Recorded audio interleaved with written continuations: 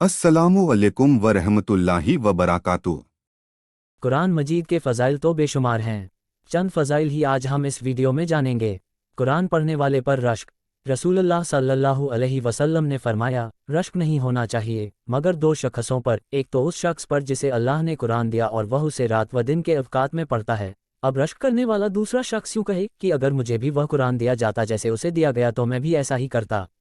दूसरा वह शख्स जिसे अल्लाह ने माल व दौलत दी है और वह उसे नेक कामों में खर्च करता है।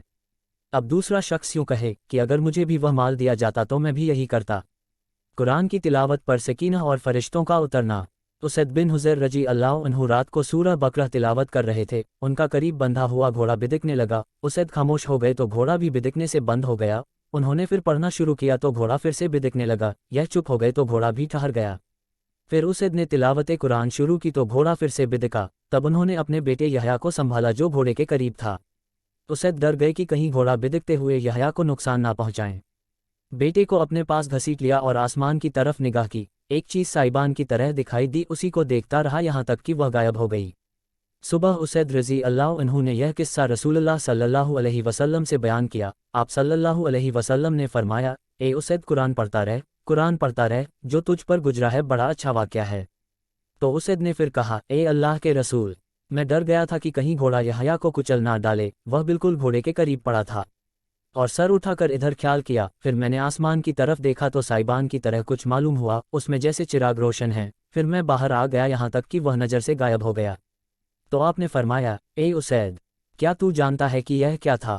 तो उन्होंने कहा, नहीं। तो आप सल्लल्लाहु अलैहि वसल्लम ने फरमाया, यह फरिश्ते थे जो तुम्हारी आवाज़ सुनकर नज़दीक आ गए थे। अगर तू कुरान पढ़ता रहता तो सुबह को दूसरे लोग भी फरिश्तों को देख लेते और वह उनके नज़रों से गायब ना होते। नमाज में कुरान पढ़ने की फजीलत। मुस्लिम शरीफ की हदीस है, रसूलुल्लाह सल्लल्लाहु अलैहि वसल्लम ने फरमाया, कोई तुम में से चाहता है कि जब घर लौटे तो दो हामिल ऊँटनियाँ पाए जो निहायत ही फरबह और बड़ी बड़ी हों। हमने कहा, बेशक। तो आप सल्लल्लाहु अलैहि वसल्लम ने फरमाया, बस तीन आयतें कि उन्हें आदमी नमाज में पढ़ता है उसके लिए तीन बड़ी और मोटी ऊँटनियों से बेहतर है। तिलावत में मुशक्क़त का सवाब। बुखारी की हदीस है, रसूलुल्लाह सल्लल्लाहु अलैहि वसल्लम ने फरमाया, कुरान का मुशाक उन बुजुर्ग फरिश्तों के साथ है जो लौहे महफूज के पास लिखते रहते हैं, और जो कुरान पढ़ता है और उसमें अटकता है और उसे मुशक्क़त होती है तो उसे दोहरा सवाब मिलता है। मस्जिद में जमा होकर कुरान पढ़ने का सवाब। रसूलुल्लाह सल्लल्लाहु अलैहि वसल्लम ने फरमाया, जो लोग अल्लाह के घरों में जमा होकर कुरान पढ़ते पढ़ाते हैं उन पर सकीनत उतरती है और रहमत उन्हें नाप लेती है। फरिश्ते उनके इर्द गिर्द जमा हो जाते हैं और अल्लाह उनका जिक्र फरिश्तों में करता है। दर्जात की बुलंदी। रसूलुल्लाह सल्लल्लाहु अलैहि वसल्लम ने फरमाया, साहिबे कुरान से कहा जाएगा कि तू कुरान पढ़ता जा और जन्नत के दर्जों में चढ़ता जा, और ठहर कर पढ़ना जैसे तू दुनिया में ठहर ठहर कर पढ़ता था। तेरी मंजिल तेरी कुरान की आखिरी आयत है।